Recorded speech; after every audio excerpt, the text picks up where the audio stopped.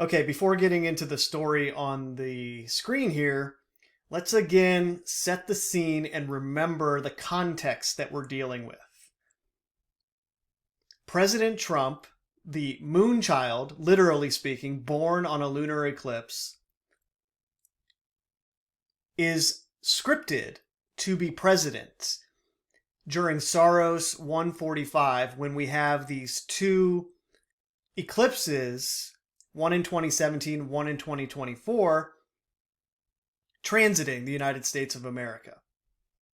Because he has this resonance with the eclipses, his energy is more powerful during this period in time. That's why he was selected to be the vessel through which they would promote the ideas that they wanted promoted during this time as it related to the transformation of America.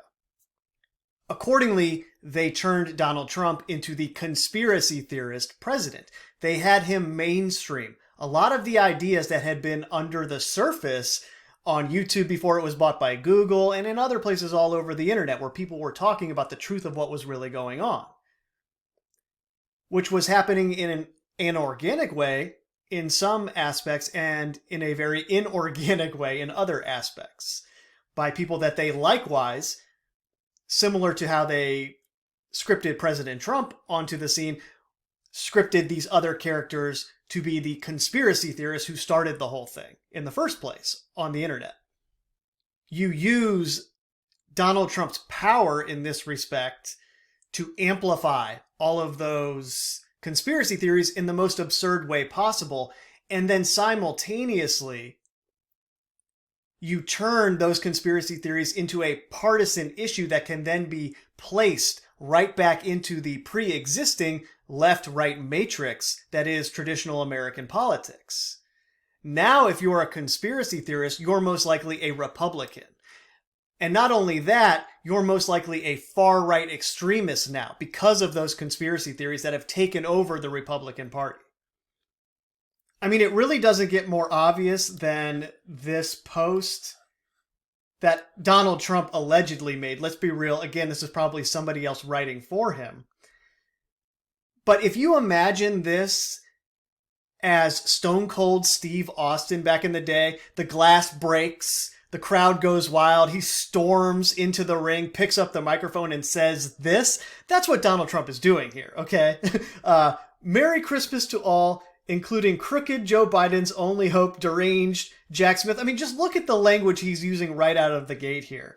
The out-of-control lunatic who just hired outside attorneys fresh from the swamp, unprecedented, to help him with his poorly executed witch hunt against Trump and MAGA. And he finishes up and says, "May they rot in hell. Again, Merry Christmas." This guy is obviously playing a character that is designed to inflame other people. This is the exact antithesis of a diplomat, of a statesman, which is what American politicians used to be. And indeed, this is part of what they sell to the other side as how he and his supporters are ruining democracy. Because they say, look at how this man behaves. He has no decorum whatsoever. And they juxtapose that with President Obama, who had all of that. He was the most buttoned up of modern presidents. Never made mistakes, perfectly orated speeches. He was an example of a statesman in that way. Now, we all know what he was really doing in that office in the same way we know what all the presidents are doing. But they very intentionally put those two at odds with each other, their public personas. Because the one persona really feeds into that deranged, lunatic, conspiracy theorist persona that they try to paint all of us as. Those of us who ask questions about what's really going on in the world. And as a part of amplifying his energy and everything that he represented as the conspiracy theorist president, they simultaneously began this domestic terrorist narrative where if you believed some of these things, now you're an actual enemy of the state. Now you're someone who is on the level of these other terrorist organizations that have been in the press in the past, like Al-Qaeda. oh man, you're like one of those terrorists now, living amongst me. You could be living down the street from me, and you're a terrorist on that level. They began the labeling in that way, which was a big shift, especially as it related to just how ordinary people discussed politics. This is why no one can have a conversation anymore, because they've labeled each side as extreme, and there is no common ground. And indeed, you're a terrorist on either side. It doesn't really matter. The people on the right side refer to Antifa and those organizations as terrorist organizations, and they have the paper trail that leads all the way back to George Soros, usually, in the same way that the other side can point to the paper trail that leads Donald Trump all the way to the Rothschilds. Obviously, all of that culminated in the event that at the US Capitol. And now we are seeing the next evolution of that domestic terrorist narrative. To that point,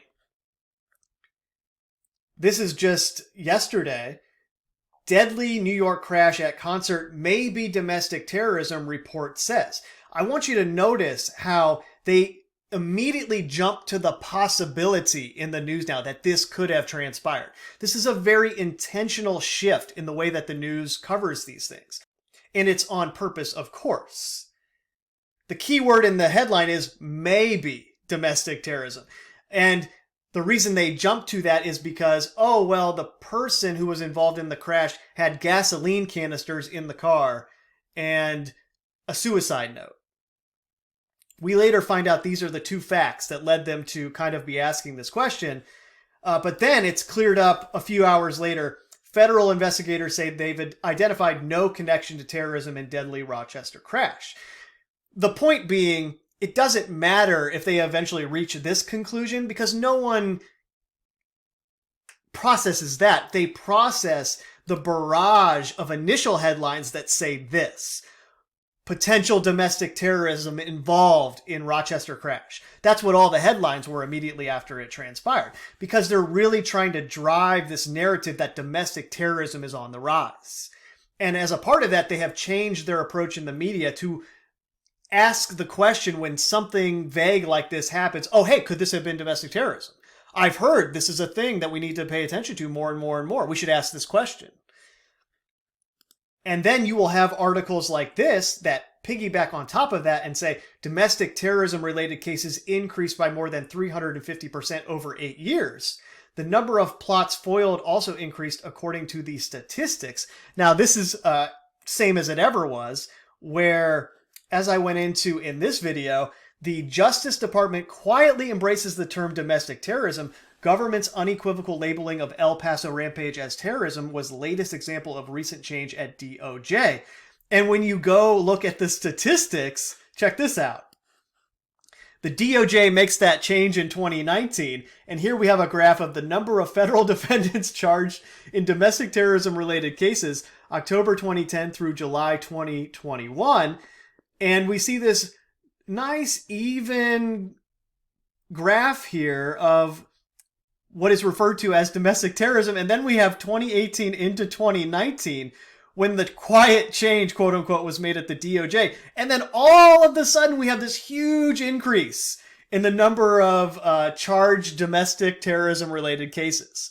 Well, gee golly, I wonder if that's a coincidence, that they made this change in the labeling, and then all of a sudden we have this explosion in those cases. And then, as a result, we have articles like this saying that it's been a 350% increase over 8 years.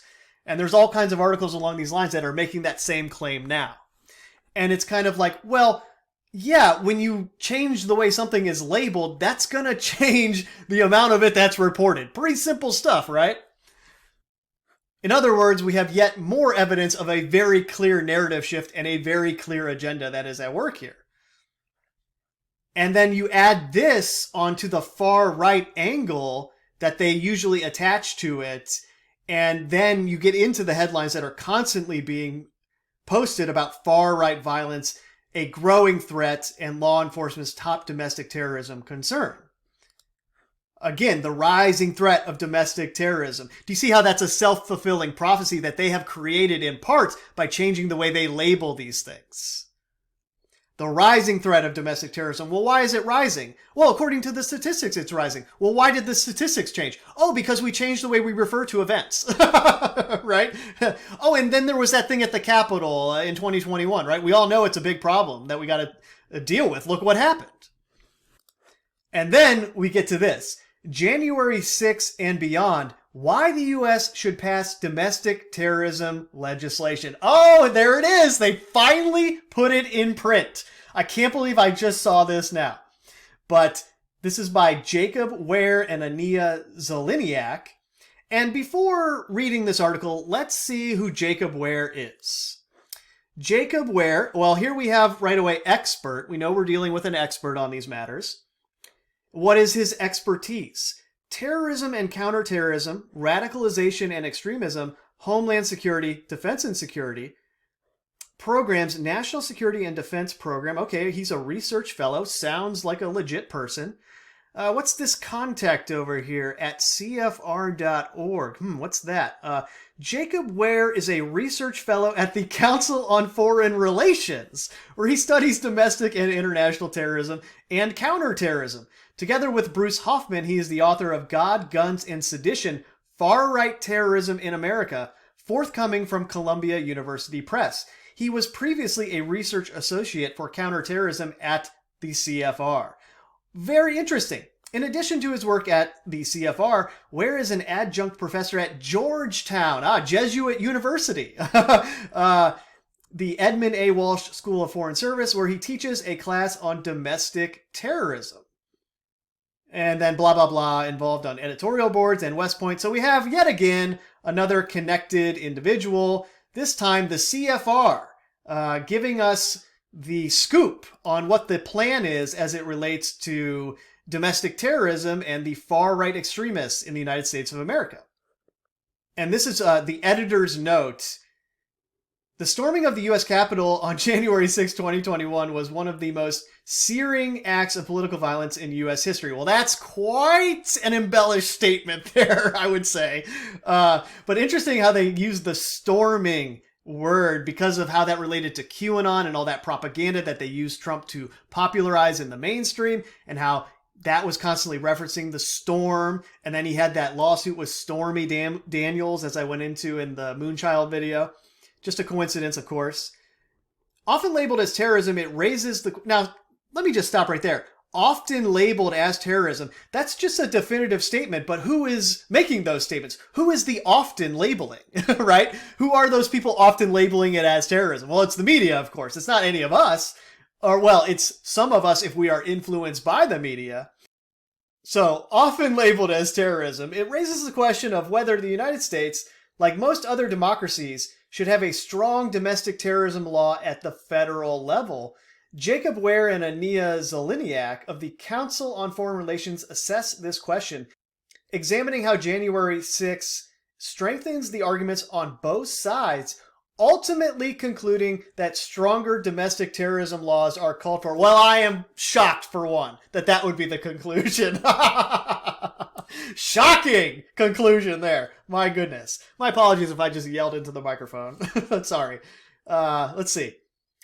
Domestic terrorism charges were absent from the charges brought against those who attacked the U.S. Capitol on January 6, 2021, not because they don't apply, but because they simply don't exist.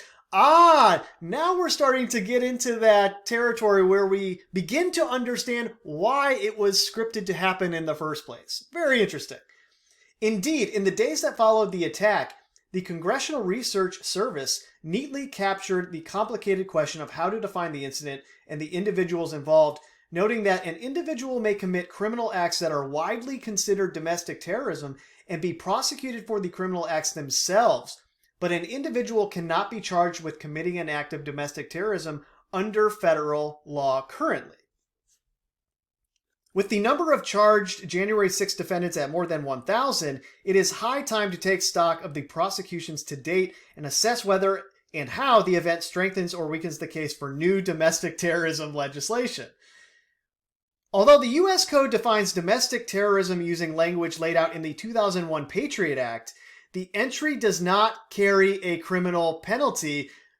There it is. The entry does not carry a criminal penalty, which is what they want to change, meaning individuals cannot be charged for such acts at the federal level. In rare cases, federal prosecutors are able to request a terrorism enhancement on top of existing convictions, which can lengthen sentences. Some states, such as New York, have their own domestic terrorism statutes to address politically motivated violence, which was applied, for example, after the 2022 Buffalo supermarket shooting. But federal prosecutors do not have the option of bringing a domestic terrorism case on crimes that clearly fit the Patriot Act's statutory definition, a gap in their arsenal that many observers deem glaring as domestic terrorism rises to become a leading national security concern. Well, I just went into how it's becoming a leading concern. I've been getting into that through all the videos I've done on this. So you see how these sentences are put in here as if they are established facts, but we then see in hindsight how they crafted that quote-unquote established fact so that it can be written about like this, as if it's just established. And they're very careful with their language here, as you would expect a publication like Lawfare to be, where they use words like many observers deem. Well, who are the many observers? Well, it's just many people. That's not anything that can come back to me and be fact-checked. I just said many people are saying it. You know, the people, they're saying it. It's not me. I'm just reporting. Now we get to the important part, which is further down in the article.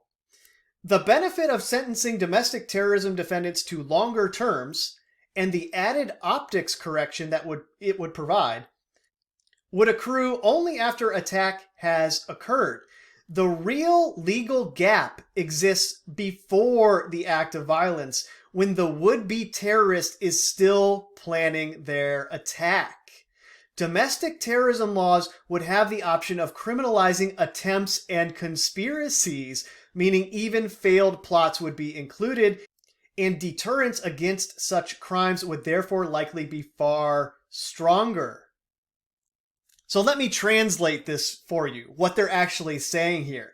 Well, hey, right now there's this gap where we don't have the power based on the Patriot Act to charge people at a federal level with domestic terrorism, and we would really like that to change because of what we're trying to establish in the world as far as the governmental structure of it and how we need to change America to fit within that structure. And we're going to need to be able to charge regular people with domestic terrorism to get rid of the First Amendment. That's kind of our goal here. But this gap exists. It's preventing us from doing it. So you see, by having our conspiracy theorist president popularize a lot of these ideas and then turning that conspiracy theorist president into a domestic terrorist, and by default turning all of his followers into domestic terrorists, just because we say this certain thing they believe is that, well, now we can go further if we pass this law and charge them with things before any act is actually committed. In that way, we could have our platforms like Twitter, YouTube, Facebook, on and on it goes, adhere to this new law as well. And they would have to say, hey, look, they just passed this new federal law, and us as telecommunications companies that are bound by these laws, I mean, we just have to ban all of this potential domestic terrorist speech because we can't be complicit legally or we'll get sued or potentially be liable for some of these things that are going on, which is how they'll sell it, right?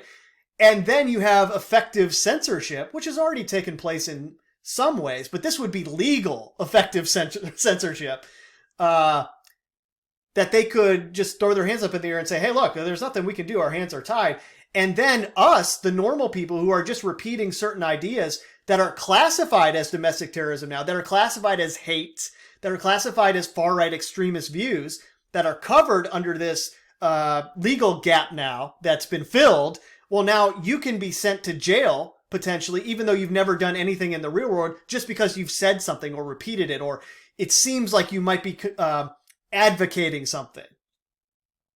Like they go into in this article, there's somebody with a megaphone at the January 6th event, and they're spurring it on, quote unquote, and they should have been charged under this imaginary statute that they would like to pass, this imaginary law that would fill the gap. But they weren't able to charge them under current laws.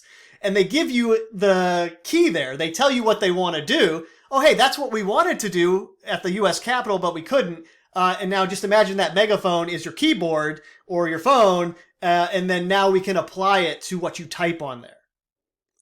They gave it away here. They gave away the whole thing with this one sentence. And this is what I've been getting at in all my videos along these lines. This is what they want to do. And it's the same formula that passed the original Patriot Act in the first place, right? Oh, this act of terrorism that transpired on our soil. We need this new Patriot Act, and we need these new institutions like the DHS to protect our homeland. And then when the war on terror runs its course, now we shift it to domestic terrorism. And what we're witnessing is them building up the excuse to have new legislation for those institutions to continue to exist and then prosecute ordinary citizens because it falls under quote-unquote hate speech. And of course, they determine the definition of what hate is, legally speaking. Woo, let's take a breath. That was a lot.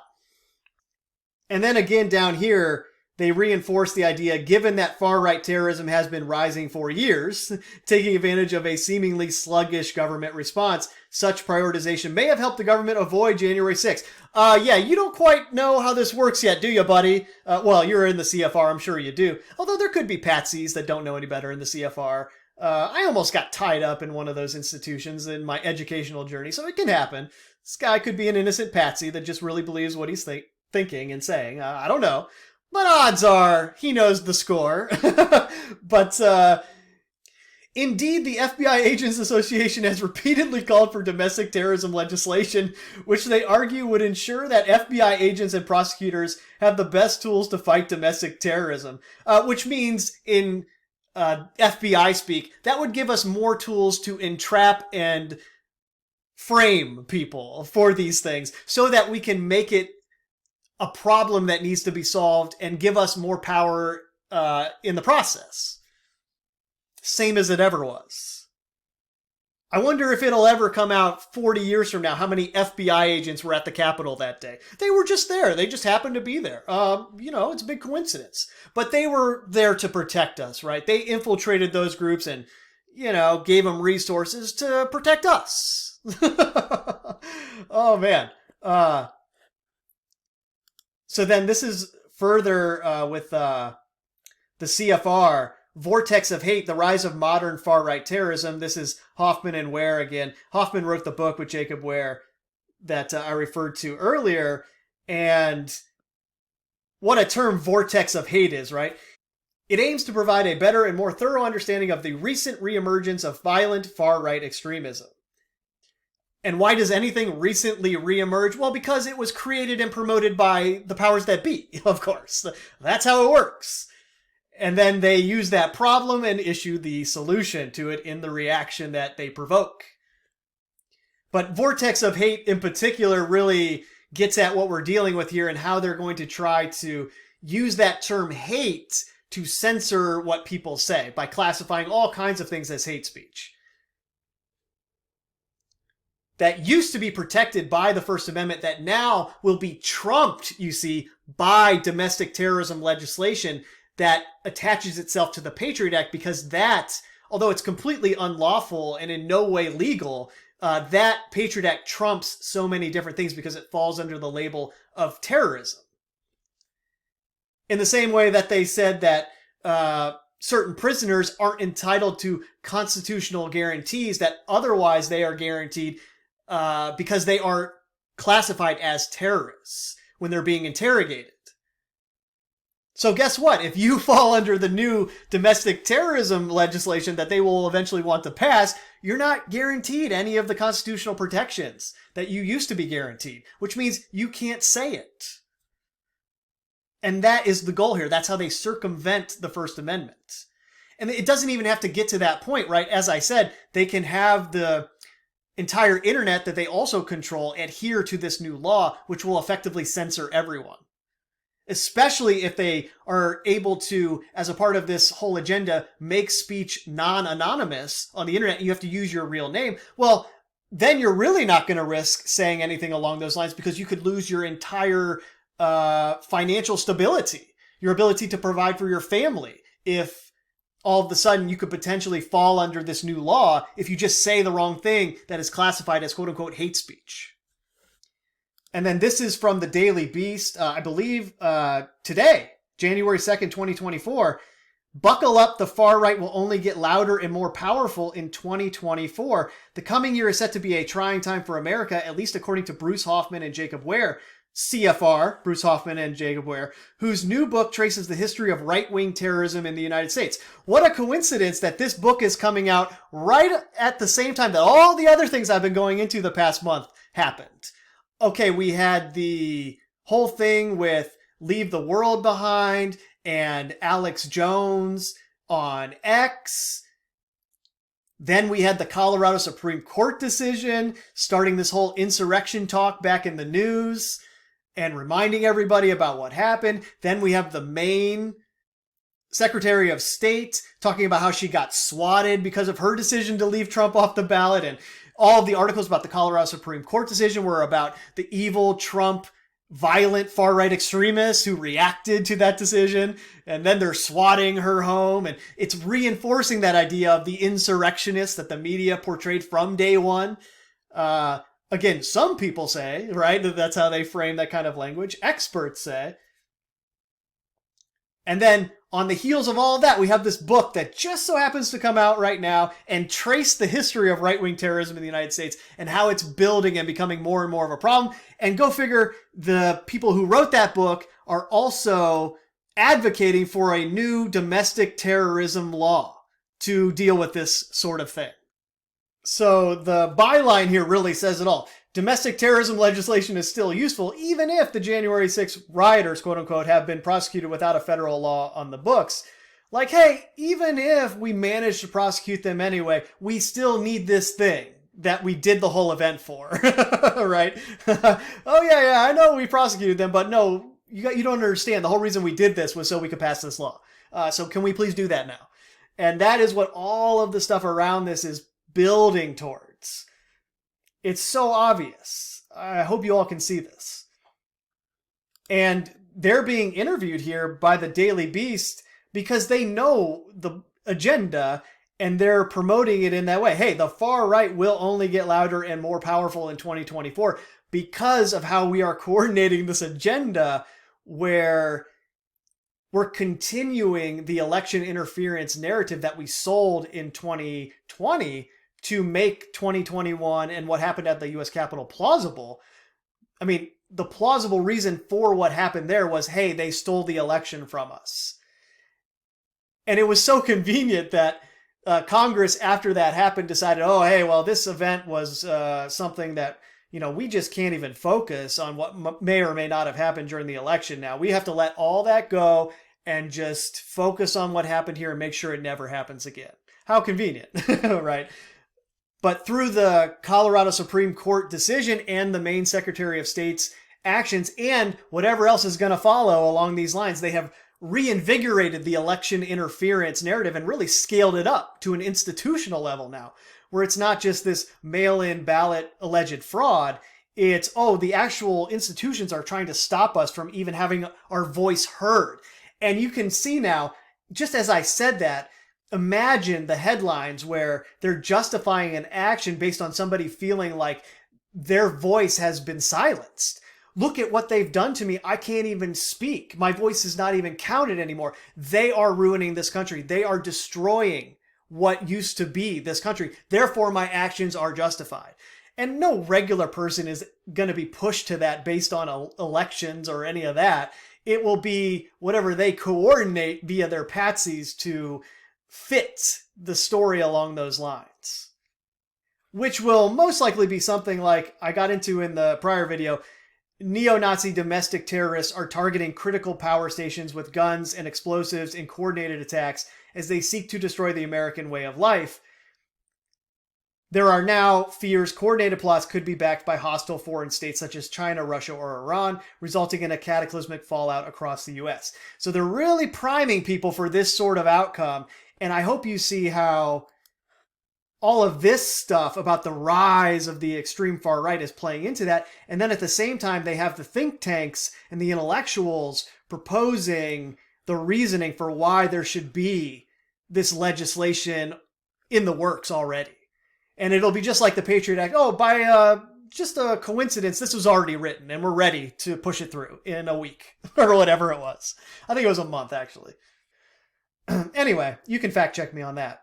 It was in the first couple months after the event, which a similar thing would transpire here, where they pretend like, oh, we don't have this thing written, and then they put it out there through the legislative aids, and the whole thing gets done. But one more thing before I go, I wanted to tie this back into Donald Trump, the Moonchild, X, Elon Musk, and that whole thing.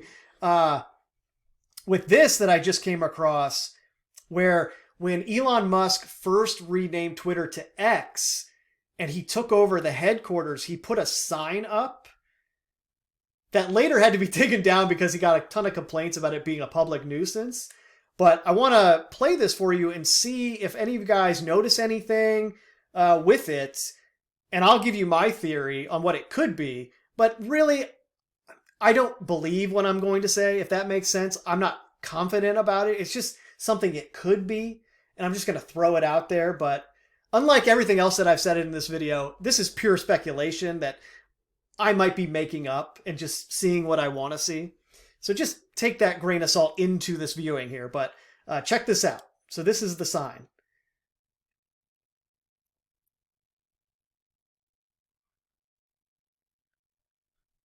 And the thing I really notice as it relates to this eclipse and the relationship of X and everything that goes along that to the eclipse is it kind of starts here with, this is the sun, right? The sun is bright and illuminated.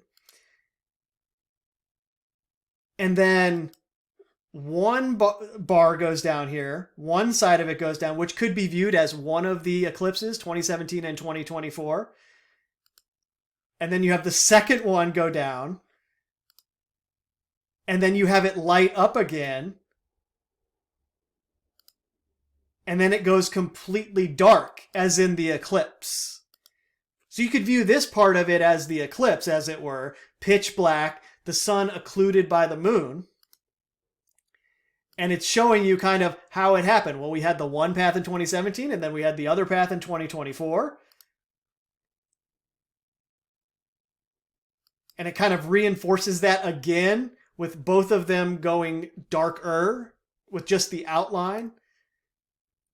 And then it's, oh, hey, the sun's shining again. So I don't know. I found that very interesting. Again, I could just be making that up. Could be total BS. But I just wanted to throw it out there. Oh, also, real quick before I go, for those of you who like cosmic coincidences, it just so happened that there was an X-class solar flare on New Year's Eve, the strongest in 6 years. The flare, rated as an X5, was the strongest to be observed since September 10th, 2017, when an X8.2 flare occurred, according to NOAA. The agency also tied the flare to the same region that produced an X2.8 flare on December 14th that caused radio blackouts in South America. And of course, it's very interesting that this flare is the strongest since September of 2017, given what we know about the first path of totality of this great American eclipse, so-called, on August 21st, 2017. And then just a little less than a month later, we had this solar flare. And then we have on the opposite side now, this huge one a few months before April 8th, 2024, which, like I said, is just an interesting coincidence, let's call it, given the fact that they are X-class flares. Mentioned in the same breath as one that recently caused radio blackouts in the context of X, Elon Musk, far-right extremism, all the propaganda that's been pushed about that, and leave the world behind. Very interesting series of events here at the end of December 2023 into 2024. So I will leave it there. This has gone on long enough. You guys take it easy, and I'll talk to you in the next one. Peace.